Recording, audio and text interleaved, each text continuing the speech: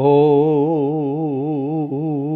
गुरुर्ब्रह्मा गुरुर्विष्णु गुरुर्देवो महेश्वराय गुरु साक्षात् परब्रह्म तस्मै श्री गुरुवे नमः। नित्यं शुद्ध निराभासं निराकारं निरंजनं नित्यबोधचिदानन्दं गुरुर्ब्रह्म नमाम्यहम्। यस्य पादप्रभाद्यस्ता प्रपंचो भाति भासुराय तमहं सद्गुरु वन्दे पूर्णानंद चिदात्मकं। नारायणी नमस्कृतः नरं चैव नरोत्तमं देवी सरस्वती व्यासं ततो जयमुदीरयेत्। ब्रह्मीभूत सद्गुरुदेव श्री देवेंद्र विज्ञानी जी महाराज के चरण कमलों में प्रणाम करते हुए इस परंपरा के सभी साधक और साधिकाओं की आध्यात्मिक उन्नति की प्रार्थना से भगवान से करते हुए लंदन से श्री भरत जी का एक वॉइस मैसेज पर कुछ प्रश्न और शंकाएं आई हैं जिनका उत्तर दिया जा रहा है। उनका ये प्रश्न अध्यात्म ज्योति विज्ञान केंद्र में मैंने फॉरवर्ड कर रखा है, जो उन्होंने मुझे व्यक्तिगत फॉर्म में भेजा है। इन्होंने कुछ जानकारी चाहिए और कुछ प्रश्न किए जिनका उत्तर यथाशक्ति अपने गुरुदेव के साथ अनुभवों के आधार पर दिया जा रहा है। इनका प्रश्न यह है कि क्या गहन सुषुप्ति में भी शक्ति संस्कारों को नष्ट करती है? हाँ, इसका उत्तर है हाँ। शक्ति हर समय संस्कारों को नष्ट कर रही है जो कि आपके कारण शरीर में स्टोर्ड हो रखे हैं। लेकिन कब? जब शक्ति का जो डेवलपमेंट का जो स्तर है, शक्ति का विकास या शक्ति का जो डेवलपमेंट है वो इतना अधिक हो जाए कि आप बिना प्रयास के, बिना किसी ध्यान में बैठे हो अपने आप चलने लग जाए।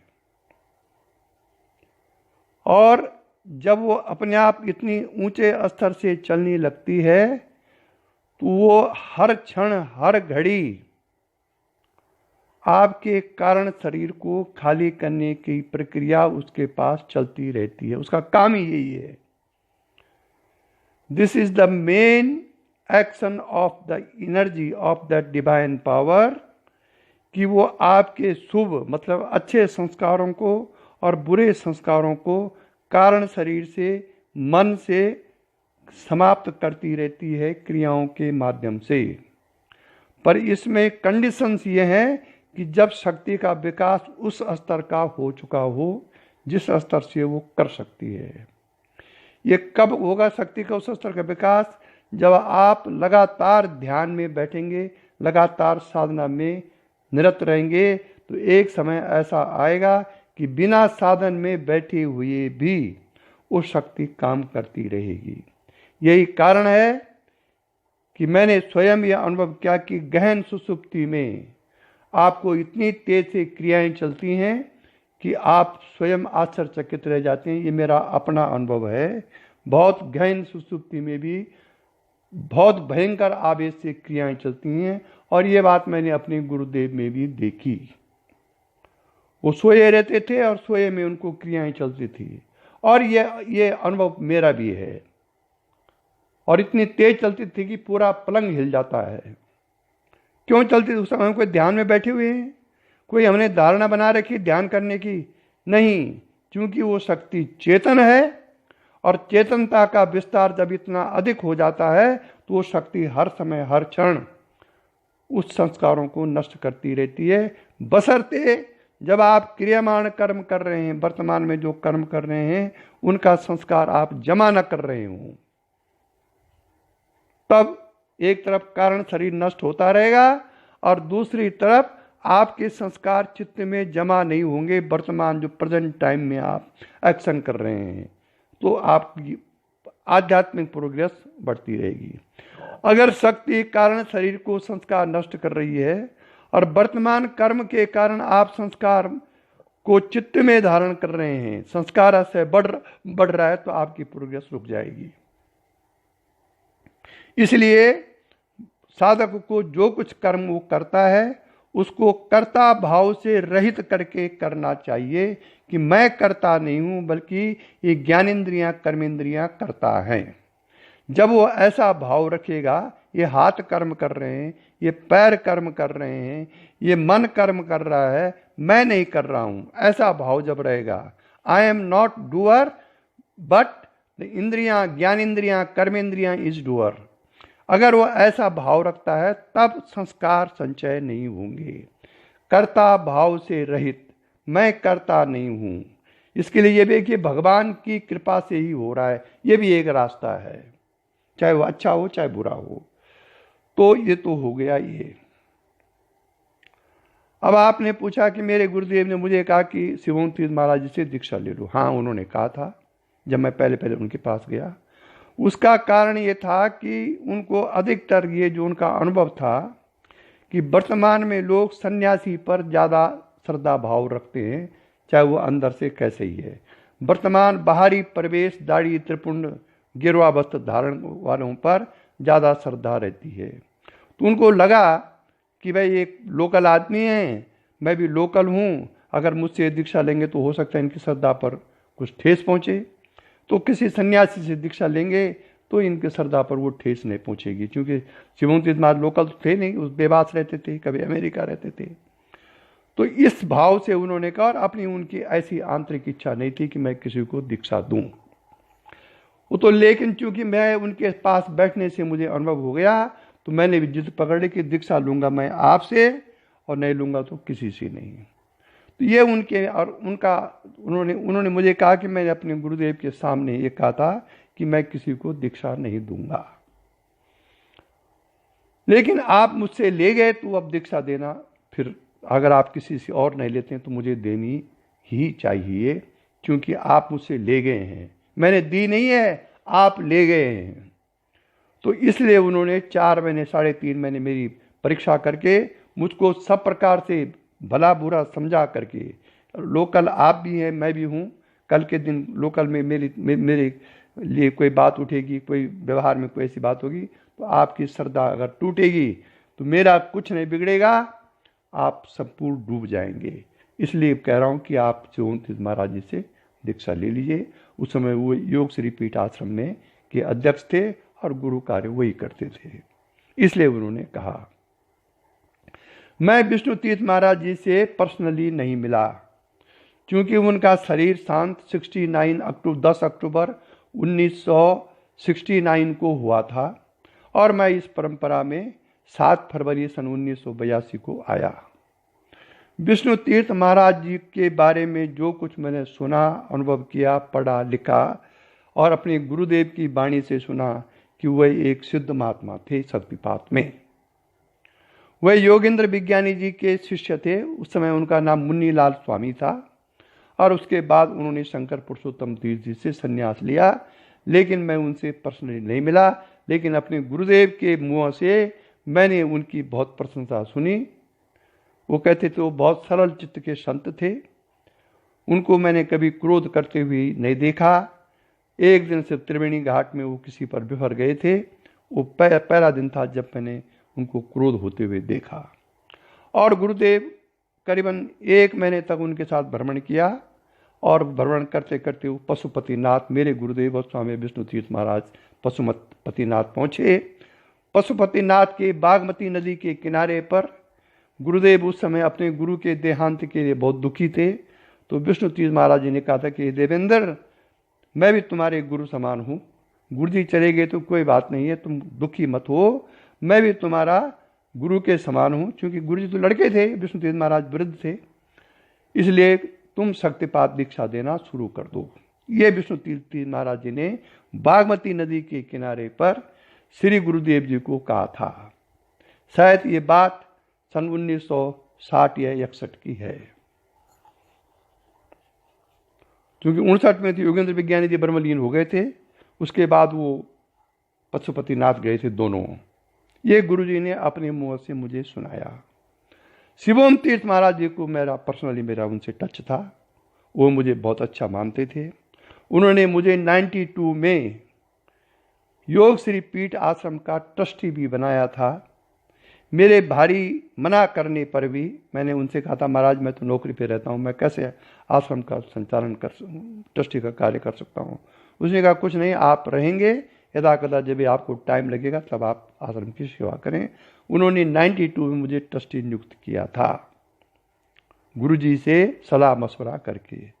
उस बीच में 3-4 साल तक मैंने आश्रम की जो मुझसे हो सका सेवा की, लेकिन बाद में अपरिहार्य कारणों से मुझको अलग करा दिया गया वहाँ से, और मैंने भी फिर उदासीन होकर के वहाँ से जो भाव मेरा था वो मेरा टूट गया।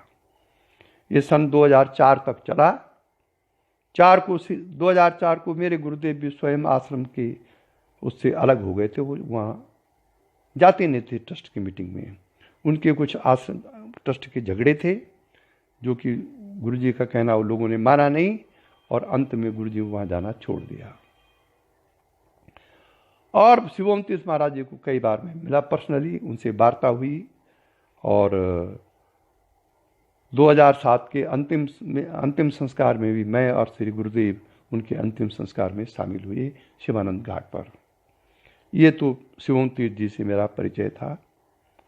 ज़्यादा इतना नहीं था, लेकिन हाँ मैं उनको पर्सनली कई बार मैंने वार्ताएं उनसे की हैं। अब रहा शक्तिपात परंपरा का, जो गंगाधर तीर्थ महाराज से जो परंपराएं चली हैं और शिवोम तीर्थ तक, शक्तिपात परंपरा का ह्रास हो रहा है, ये मैं भी देख रहा हूं। क्योंकि शक्तिपात के गुरु अब मंत्र दीक्षा देने लग गए हैं। शक्तिपात दीक्षा कम और मंत्र दीक्षा ज़्यादा है।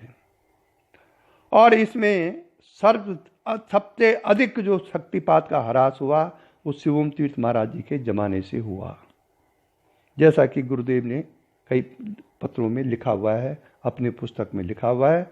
मैं उसी पुस्तक के आधार पर आपको इस परंपरा की प्रथम पीढ़ी से अंतिम पीढ़ी तक का वर्णन कर रहा हूँ। ये मैं नहीं कह रहा हूँ, बल्कि मेरी गुरुदेव जी ने कहा और उन्होंने लिखा हुआ। और उसमें यह है कि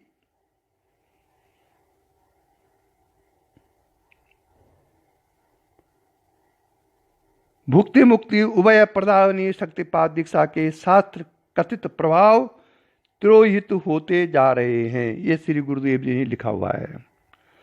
कुछ को तो तत्काल क्रिया न होने से निराश होकर श्रद्धा विश्वास साधन ही छोड़ बैठते हैं। यद्यपि ग्रंथों में न्यूनतम 3 माह से अधिकतम 3 वर्ष तक प्रतीक्षा करने का विधान है, परंतु उनमें शास्त्रोक्त धैर्य पुरुषार्थ विश्वास का अभाव होता है। प्राय तो गुरु शिष्य संबंध शिथिल होते होते निरस्तवत नाम मात्र ही हो चले हैं।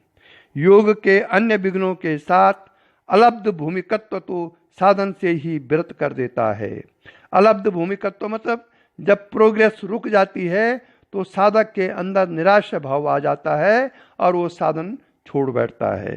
ये अलब्ध भूमिकत्व किसी किसी का बहुत लंबा चलता है और किसी को तत्काल नाश हो जाता है।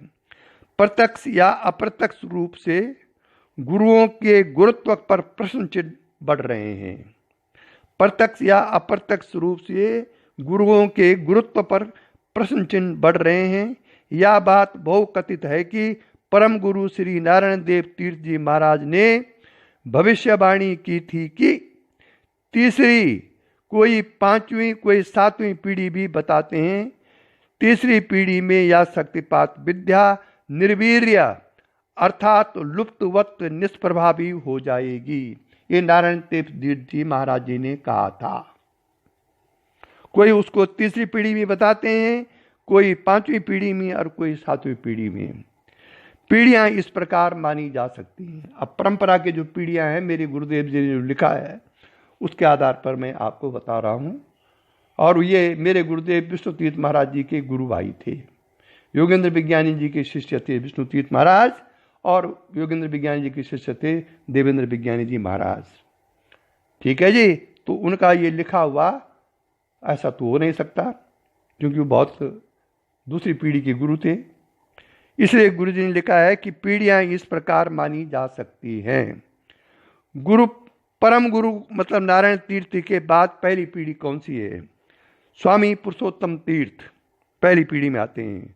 बाबा कृष्णानंद जो योगानंद जी के गुरु थे, योगानंद ब्रह्मचारी, परम गुरु के दामाद भट्टाचार्य आदि उनके सभी शिष्य, ये प्रथम पीढ़ी के हैं। दूसरी पीढ़ी में आ रहे हैं परम गुरु के शिष्यों के शिष्य सर्वश्री स्वामी विष्णु तीर्थ महाराज, लोकनाथ तीर्थ महाराज, स्वामी नारायण तीर्थ जी, दिलीप दत्त शर्मा, देवेंद्र विज्ञानी और मान सिंह खुशवा आदि। ये दूसरी पीढ़ी के हैं। तीसरी पीढ़ी में हैं पहली पीढ़ी के प्रशिष्य अर्थात दूसरी के सभी शिष्य यथा स्वामी शिवोम तीर्थ, ये तीसरी पीढ़ी में आ गए। स्वामी शिवोम तीर्थ, स्वामी तारकेश्वरानंद तीर्थ, श्री राम प्रकाश, श्री गंगाधर प्रकाश, श्री गुलवर्णी जी, श्री नारायण ढेंकड़े जी, श्री रामनिवास शर्मा जी, श्री नरदेव कोठारी, श्री देवेंद्र मोहन आदि, जिनकी संख्या अधिकाधिक है। ये तीसरी पीढ़ी के लोग आ गए। परंपरा के अनुसार यहाँ वह ही कुछ नाम लिखे गए हैं जो स्वयं गुरुपद प्राप्त दीक्षा प्रदाता हैं और साथ ही कुछ गुरुपद प्रदाता भी हैं। परम गुरु द्वारा कथित, परम गुरु माने नारायण तीर्थ देव महाराज, बंगाल वाले, दाढ़ी वाले। नारायण तीर्थ एक हुए नारायण तीर्थ महाराज जो काशी वाले हैं, एक हुए नारायण तीर्थ देव महाराज जो बंगाल वाले हैं, दाढ़ी वाले, वो परम गुरु कहलाते हैं। परम गुरु द्वारा कथित निर्वीर्यता मतलब हरासता, अल्पज्ञता जो शक्तिपात की है, निर्वीर्यता के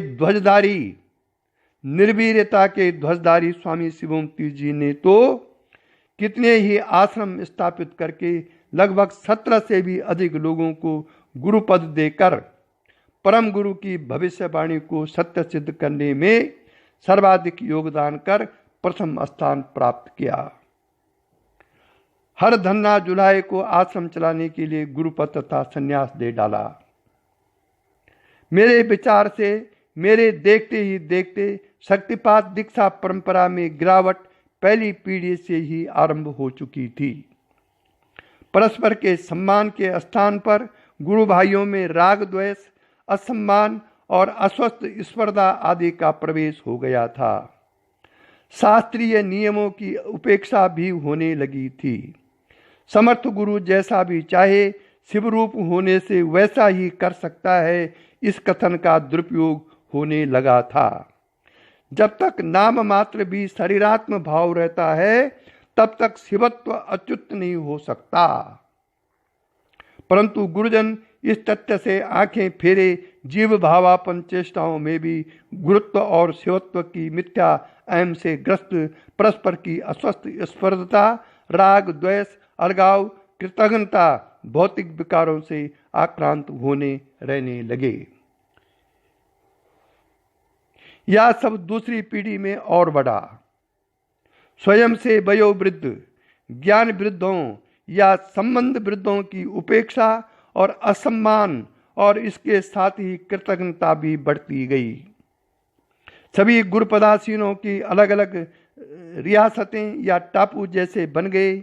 यहाँ तक कि शिष्यों की छीना झपटी, प्रचार पूर्वक शिष्य बनाना, अपनी महत्ता सिद्ध करने के लिए अन्य के शिष्य भक्तों से घुसपैठ, दीक्षा से कोई अनुभव या लाभ न होने के प्रसंग आदि बढ़ने लगे। और तीसरी पीढ़ी के महारथियों ने तो इन सब बातों को अति ही कर दी।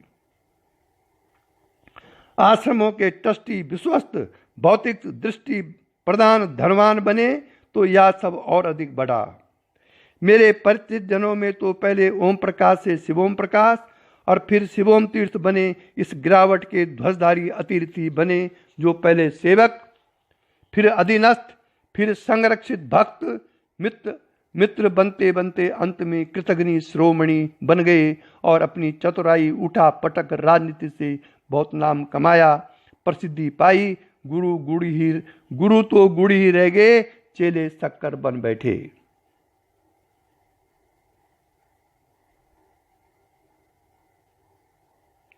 ये उनका अपना विचार था शक्तिपात विद्या के ह्रास के कारण के।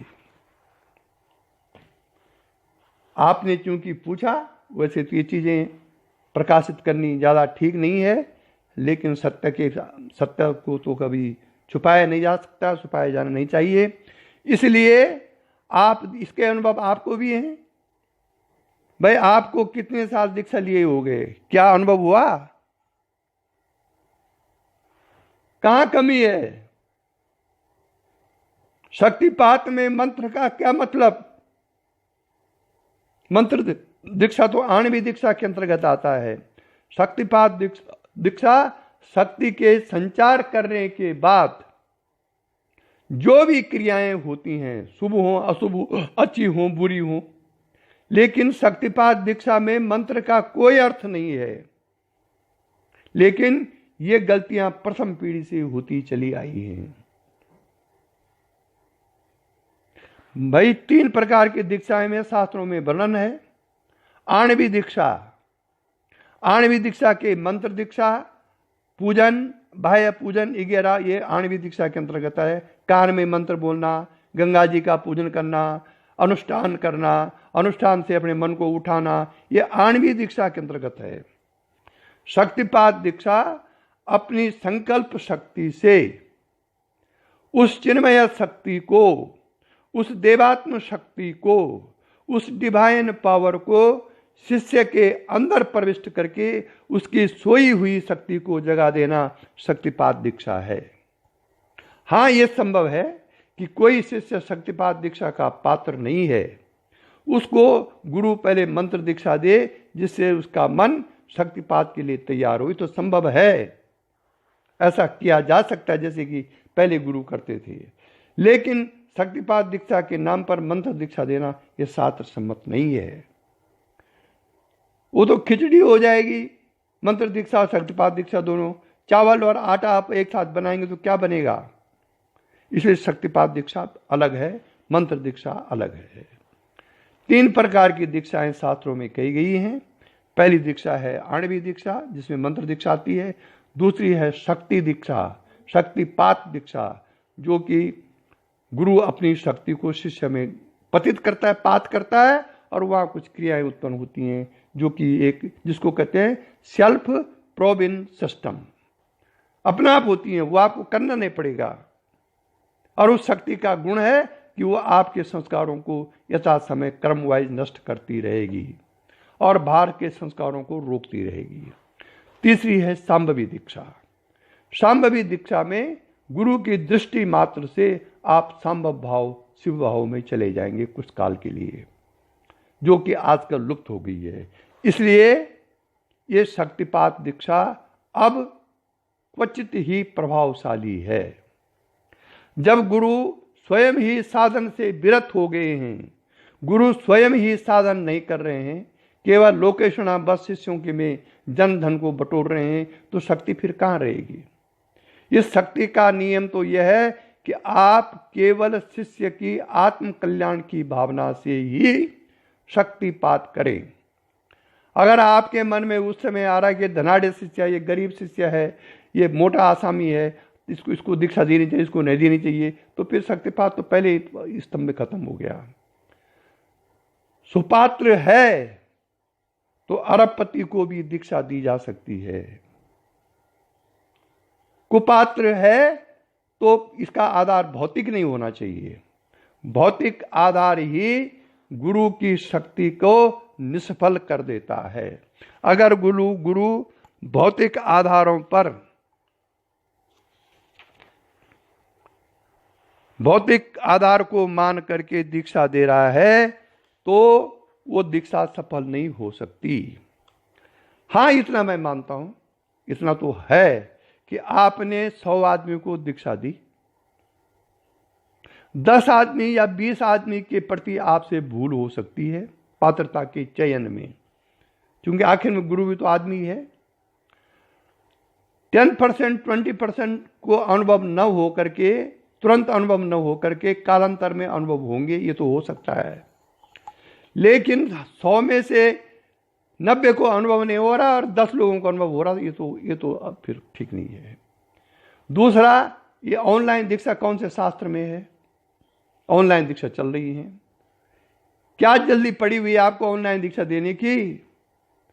जबकि डिस्टेंस दीक्षा के लिए शास्त्र में कह रखा है कि यदि गुरु और शिष्य का मिलना, दीक्षा तिथि तय हो गई हो और तय तिथि पर गुरु का और शिष्य का मिलना असंभव हो गया हो, तब डिस्टेंस दीक्षा दीजिए, संकल्प शक्ति की दीक्षा। ये शास्त्र में विधान है। इसलिए शक्तिपात में जो निर्वीर्यता आ रही है, इसमें जो घटाव आ रहा है, लोगों को जो अनुभव नहीं हो रहे हैं, उसका कारण भौतिक आधार पर दीक्षा देना है। उसका कारण गुरु की भौतिक संलिप्तता के कारण है। आत्म कल्याण के लिए दीक्षा नहीं दी जा रही है, बल्कि अपने लोकेशना के वशीभूत होकर के दीक्षाएं दी जा रही हैं। यही कारण है कि शास्त्र सम्मत जो शक्तिपात का दीक्षा का जो फल होना चाहिए और नहीं मिल रहा है। भाई महायोग विज्ञान में तो योगेंद्र विज्ञानी जी लिखा हुआ है कि 3 साल, 6 साल, 9 साल और 12 साल में सिद्धियां उत्पन्न हो जानी चाहिए। सिद्धियां नहीं, प्राकृतिक सिद्धि नहीं, आत्म साक्षात्कार की सिद्धि मिल जानी चाहिए। घनघोर जो गृहस्थी है, घनघोर, उसके लिए कह रखा है 12 साल में उसको आत्म साक्षात्कार हो जाना चाहिए। उसके बाद 9 साल में है, उसके बाद 6 साल में है, उसके बाद 3 साल में है। जो अच्छा साधक है उसको 2-3 साल में आत्म साक्षात्कार की सिद्धि हो जानी चाहिए। आत्म साक्षात्कार होना अलग बात है और आत्म साक्षात्कार की सिद्धि होना दूसरी बात है। सिद्धि का मतलब जब चाहें तब आप आत्मा में जाएं, जब चाहें तब आप संसार में आएं। आत्म साक्षात्कार तो ये कि जैसे गुरु ने दीक्षा दी और गुरु समर्थशाली है और शिष्य के अंदर भी वो पात्रता है, तो क्षण मात्र में आप आत्मा में जा सकते हैं, भले आप फिर नीचे आ जाएं। तो ऐसा अनुभूत है ये। आज तो स्वप्न काल हो गया है, लेकिन जो होता था उस जमाने में, जहां तक मुझे स्मृतियां हैं, वो मैं अब कहीं नहीं देखता हूं। इसीलिए जब कभी शिष्य किसी शक्ति सामर्थ्य गुरु के सामने दीक्षा के लिए जाए, उस समय उसकी वो केवल मुक्ति की कामना, परमात्मा भावना के भाव से गुरु से दीक्षा ले और गुरु भी आत्म कल्याण की भावना से दीक्षा दे, तब ये घटनाएं घटती हैं। इसलिए जो वास्तव में इस परंपरा के उत्कर्ष चाहते हैं, वास्तव में इस परंपरा के हितैषी हैं, वास्तव में गुरु सेवा करना चाहते हैं, तो वो साधन इतना करें कि वो शक्ति भाव जो है संभव भाव में पहुंच जाए। अधिकतर साधक शक्ति भाव में हैं, शक्तियों में उलझे हुए हैं, क्रियाओं में उलझे हुए हैं, और जहां से ये क्रियाएं उत्पन्न हो रही हैं वहां वो जा नहीं पा रहे हैं। कारण इसमें जो आकर्षण है क्रियाओं में, उसमें उलझे रहते हैं वो। इसलिए पहले शक्ति भाव, फिर शक्ति भाव से संभव भाव मतलब शिव भावापन में जाइए, तभी इस परंपरा का कल्याण और उत्कर्ष है। इसी के साथ श्री भरत कुमार जी जो लंदन में हैं, उनकी जिज्ञासा के बारे में प्रवचन समाप्त हुआ। यही दिव्य दृष्टि हमें दीजिए भगवान, हो कण कण में निस दिन तुम्हारे ही दर्शन। लखूनी सर्वत्र मूर्ति तुम्हारी, सुनो जड़ जगत से ये कीर्ति तुम्हारी।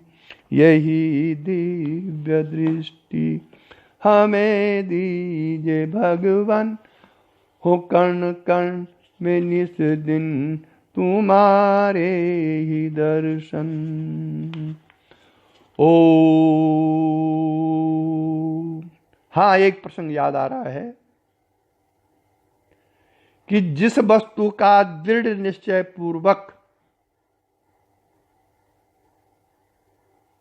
जिस वस्तु का दृढ़ निश्चय पूर्वक तीव्र वेग से चिंतन किया जाता है, ये गुरुदेव जी ने अपने उसमें लिखा है आत्मज्ञान में। जिस वस्तु का दृढ़ निश्चय पूर्वक तीव्र वेग से चिंतन किया जाता है, पुरुष तुरंत वही हो जाता है। यह बात भृंगी कीड़े के दृष्टांत से जाननी चाहिए। जिस चीज का भी आप चिंतन करेंगे अपने साधना काल में, आप तुरंत अंदर से वही होते जाएंगे। इसलिए चिंतन ऐसा कीजिए जो कि शुभ हो। अगर आप साधना काल में खराब चिंतन करेंगे तो वो चिंतन आपके कारण शरीर में जमा होता रहेगा, आपकी प्रोग्रेस रुक जाएगी। यह संपूर्ण जगत अदृश्य भाव रूप चेतनमय है। बुद्धिमान इस प्रकार सावधान होकर नित्य प्रति अपने आत्मा का चिंतन करे और साधना काल में कोई चिंतन न करे। मैं सच्चिदानंद अंश हूं, मैं परम ब्रह्म परमात्मा का अंश हूं, मैं ईश्वर का अंश हूं, मैं आत्म तत्व चेतन हूं, शरीर नहीं हूं। इस प्रकार का चिंतन वो साधना काल में करे और अन्य कोई सांसारिक चिंतन यदि आ रहा है उसको वहां से भगा दे। इसलिए विद्वान को चाहिए कि दृश्य को, अंदर जो आपके दृश्य उत्पन्न हो रहे हैं, उन दृश्य को अदृश्य करके, कैसे करेंगे अदृश्य उसको? जब आप आत्मा का चिंतन करेंगे, उस दृश्य को अदृश्य करके उसका ब्रह्म रूप से चिंतन करें, क्योंकि दृश्य में तो ब्रह्म ही है। क्योंकि दृश्य ब्रह्म के कारण दिखाई दे रहा है, दृश्य के कारण ब्रह्म नहीं है, ब्रह्म के कारण वो दृश्य दिखाई दे रहा है, आत्म सत्ता के कारण वो दृश्य दिखाई दे रहा है। जैसे कि दर्पण के कारण दर्पण के अंदर का दृश्य दिखाई देता है। इसलिए साधना काल में ब्रह्म रूप से उस दृश्य का चिंतन करें और चिदरस पूर्ण बुद्धि से नित्य आनंद में मग्न रहें। इसीलिए कहा गया है कि भावितम तीव्र वेगेना यस्तु यन निश्चयात्मना पुमांस तद्दि भवे शीघ्रम गेयम भ्रमर कीटवत। भृंगी कीड़ा होता नहीं, एक भृंगी कीड़ा, वो जिसके अंदर घुसता है, उस कीड़े के अंदर घुस करके वो उसी का चिंतन करता है, तो वो कीड़ा भी भृंगी जैसा हो जाता है चिंतन के प्रभाव से। ऐसे ही अगर लगातार आप आत्मा का चिंतन करते रहेंगे तो आप आत्मस्वरूप ही हो जाएंगे। ये इसका सारांश है। और इसके बाद मैंने बीच में पुनश्च कर दिया, ये जो प्रकरण है समाप्त होता है। फिर लखूनित्य सर्वत्र मूर्ति तुम्हारी, सुनु जड़ जगत से एक कीर्ति तुम्हारी। यही दिव्य दृष्टि हमें दीजे भगवान, हो कर्ण कर्ण में निस दिन तुम्हारे ही दर्शन। तेरी शुभ सत्ता बिना हे प्रभु मंगल मूर्त, पत्ता तक हिलता नहीं, खिलता नहीं है फूल। रोम रोम में तुम रमे, फिर क्या रहा बिछोह, लेकिन तुम मिलते नहीं, एक ऐसा संयोग।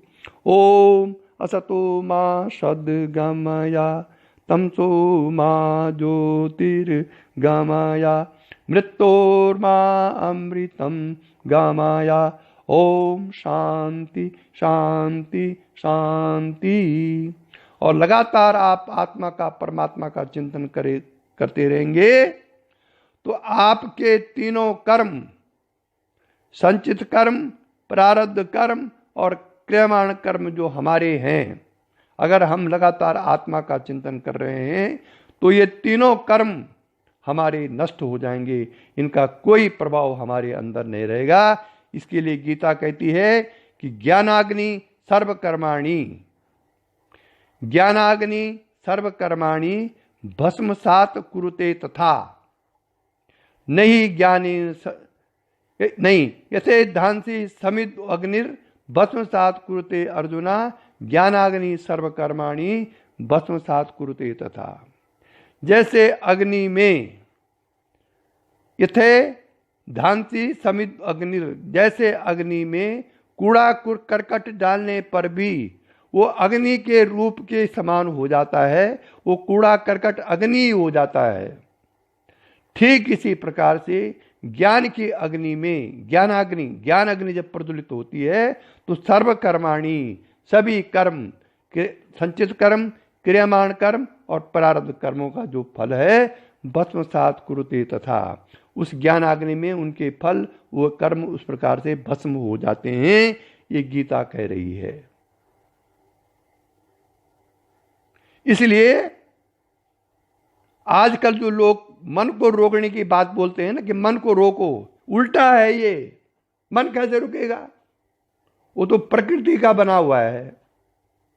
बल्कि मन को रोकने के स्थान पर यदि आत्मा और परमात्मा का चिंतन आप करते हैं, वासना क्षय का आप मनोनिग्रह करते हैं, तो और फिर मन ऑटोमेटिक उस तरफ मुड़ेगा, रुकेगा नहीं।